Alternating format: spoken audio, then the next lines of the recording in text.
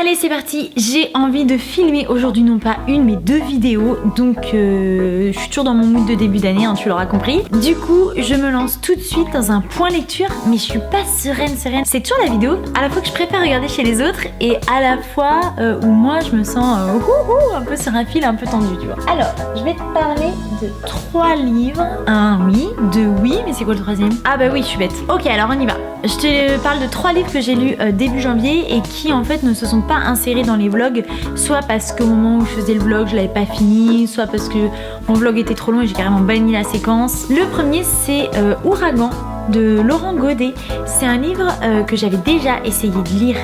C'est stressant, j'ai déjà tout dit dans un vlog et en fait j'ai mis à la poubelle parce que voilà c'était trop long et du coup j'ai l'impression de radoter. J'avais déjà essayé de lire ce bouquin il y a quelques mois, j'avais lu, franchement je sais plus exactement mais 30 pages peut-être et j'avais laissé tomber en me disant que je le relirai un autre jour mais ça l'avait pas fait au début parce que je comprenais rien à ce que je lisais. Donc je l'ai recommencé là en début d'année, en plein élan de motivation, c'est le bon moment, donc je m'y suis recollée et en fait pareil, je lis les 30 premières pages.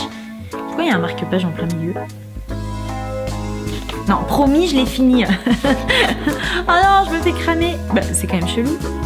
Ah non, mais je l'ai fini sur liseuse, c'est pour ça. Je recommence ce livre et hop, même première sensation de je sais pas où je vais, je lis les premières pages, je crois qu'au début on suit une vieille femme noire qui prend le bus, enfin, elle galère, elle prend pas le bus qui va directement chez elle, elle prend un autre pour traverser la ville, juste parce qu'elle a maintenant ce droit d'être dans un bus où il y a des blancs et elle veut vraiment le vivre à fond et donc tous les jours elle prend ce bus, ok, après ça passe un autre personnage, hop, je voyais pas trop le lien. Mais bon, ça arrive souvent dans les livres, surtout au début quand il y a une présentation globale des personnages. Et là, en fait, ça fait ça sur 5-6 personnages. Et c'est vrai que ça m'avait un peu embrouillé le cerveau. Alors en fait, finalement, tout se met en place assez vite, passé ces, je dis 30 pages un peu hasard, mais passé ce début de livre. Et finalement, c'est quelque chose que j'ai apprécié dans ma lecture, ces points de vue qui s'alternent et de façon un petit peu spécifique. Mais je vais redire après. Parce que quand même, je vous ai même pas parlé du sujet du livre. Ah non mais je te l'ai dit, je suis stressée, voilà. On est en Louisiane, à la Nouvelle-Orléans, et il y a un énorme ouragan qui est annoncé, et on suit donc l'annonce, l'avant, le pendant, et juste après l'ouragan. C'est pas dit, mais étant donné la localisation, le déroulement des faits, et le moment où ça se déroule, ça parle de... J'ai un doute, mais Katrina? Bah oui, Katrina. Évidemment, les personnages se croisent un petit peu, mais pas tellement.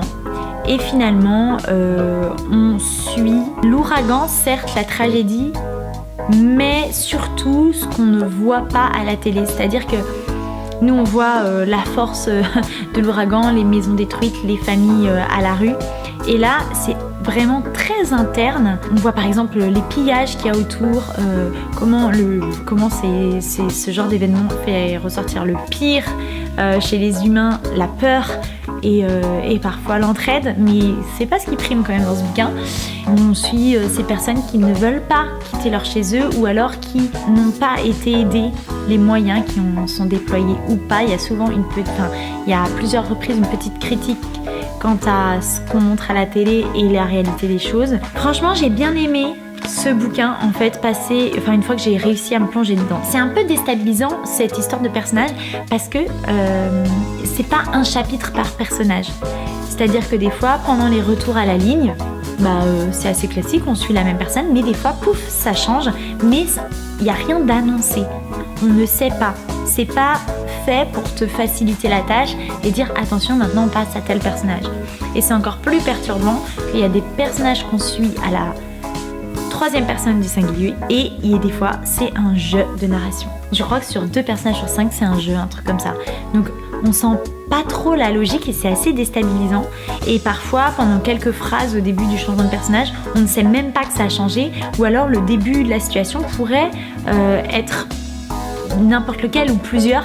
Et du coup vraiment des fois c'est très déstabilisant et en même temps ça force je trouve à rester vraiment focus et concentré dans sa lecture. Bref, au final j'ai beaucoup aimé cette lecture, même si c'était pas gagné d'avance, tu vois. Je trouve qu'il y a quand même pas mal de questionnements sociaux, moraux, éthiques, enfin tout ça mélangé et que c'est assez puissant comme livre. Derrière il parle de romans ambitieux et je trouve que c'est ça, c'est assez ambitieux et c'est bien géré.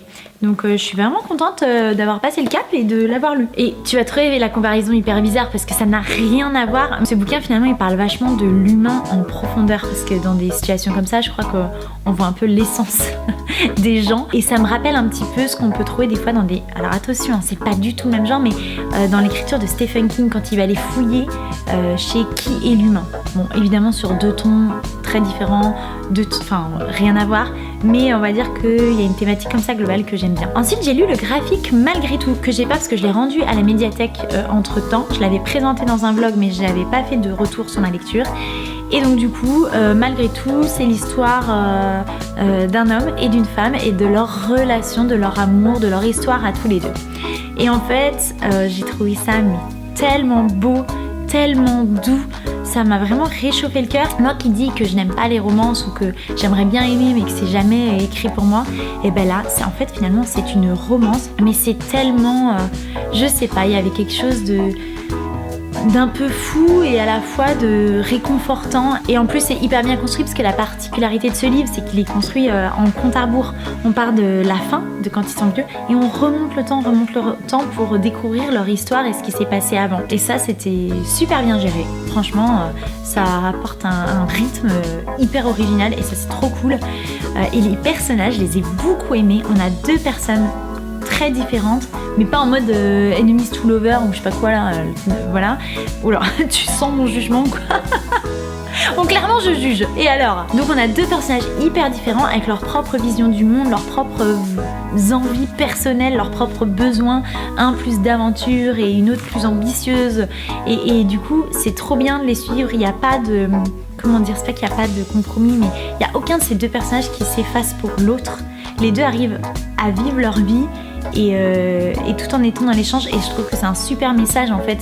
Ils sont différents et pourtant ils se respectent, même si bah voilà, leur différence ça crée des complications. J'ai trouvé ce livre magnifique, franchement j'ai adoré. J'irais bien une phrase genre pour l'instant c'est ma meilleure lecture de l'année, mais c'est un peu ridicule parce qu'on est encore en janvier. donc super graphique, enfin franchement j'en attendais pas grand chose et j'étais hyper agréablement surprise. Attends, je me recale parce que depuis tout à l'heure je fais clac clac clac avec mon tabouret et en fait ça se trouve ça s'entend. Voilà, la dame est calée. Donc ouais, Malgré tout, j'ai plus le nom de l'auteur, autrice, illustrateur, illustratrice, je ne sais plus tout ça, mais voilà, c'est écrit là sur l'image que du coup je suis bien obligée de mettre Lucie. Mais cette image, merci.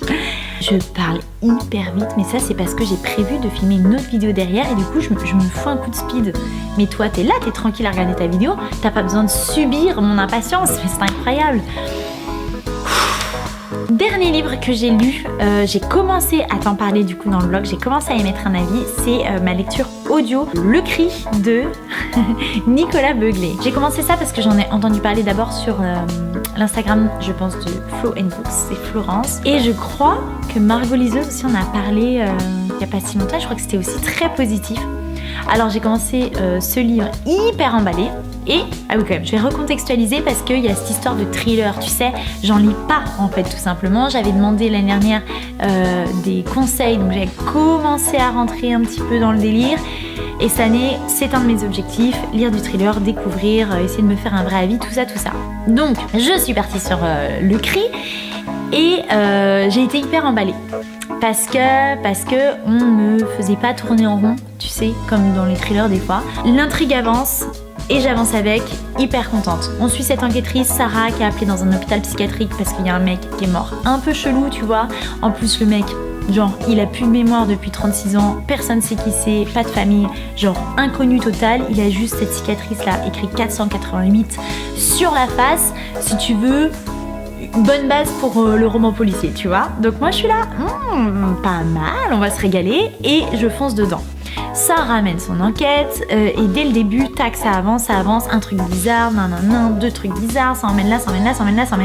Et vraiment, genre, t'as lu 15% du livre et c'est déjà passé un max de trucs. Franchement, ce point positif, c'est un peu transformé en point négatif pour moi.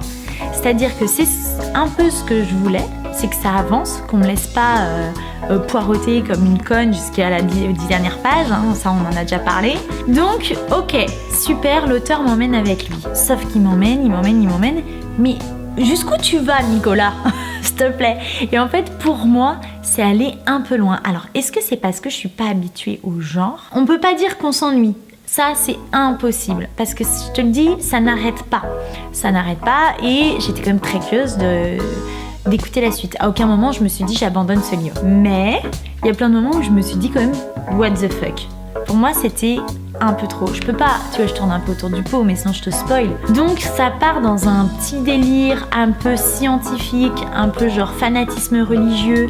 Après, c'est des sujets que je maîtrise pas. Je me dis, est-ce que si un scientifique lit le livre, ça lui paraît carrément dément? Toujours est-il qu'il y a beaucoup de thèmes et ça va très loin. C'est-à-dire que le mec de l'hôpital psychiatrique du début, si tu veux, on rendez-vous dans 14 millions de kilomètres, quoi. Un peu trop pour moi. Ceci dit, j'ai pris plaisir à écouter la lecture, mais je me dis pas, waouh, truc de malade. Non. Et il y a eu, en plus de ce côté un peu trop au niveau de l'écriture, enfin de l'histoire, il y a eu des petits moments, notamment une scène qui est en mode drama, tu vois. Et j'avoue, j'ai ri. C'est pas du tout une scène comique. Mais derrière, dans ma tête, n'oublie pas que je l'écoutais en livre audio, hein, j'ai rajouté des petits violons et j'ai ri. Bon, allez, si tu l'as lu, on en parle en commentaire. Ouais, donc la petite surenchère, franchement, ça a mis un gros bémol à ma lecture. Ceci dit, je suis quand même contente de l'avoir lu, hein. Ça me fait mettre un pied dans le thriller, je commence à tâtonner et à découvrir des trucs. Et quand même, j'ai bien aimé ce personnage principal. Sarah est une femme, quand j'en ai peu rencontré dans les livres, j'ai bien aimé comment elle gérait son boulot, tout en ayant ses problèmes personnels, que à la fois elle séparait et en même temps, des fois ça influe et c'est normal. Je l'ai trouvée vraiment sympathique, enfin, je sais pas, j'ai bien accroché avec elle en tout cas. Voilà, plus que le personnage masculin, même si leur binôme, on va dire, fonctionnait bien, ils enquêtent ensemble, ça avance, voilà. Donc voilà, plutôt une très bonne lecture avec Ouragan, une méga bonne lecture avec Malgré tout, et une lecture un petit peu plus mitigée, mais que je suis quand même contente d'avoir faite avec Le Cri. Et bah voilà, c'était un petit point lecture assez simple, je crois. Mais bon, comme d'hab. Allez, bisous!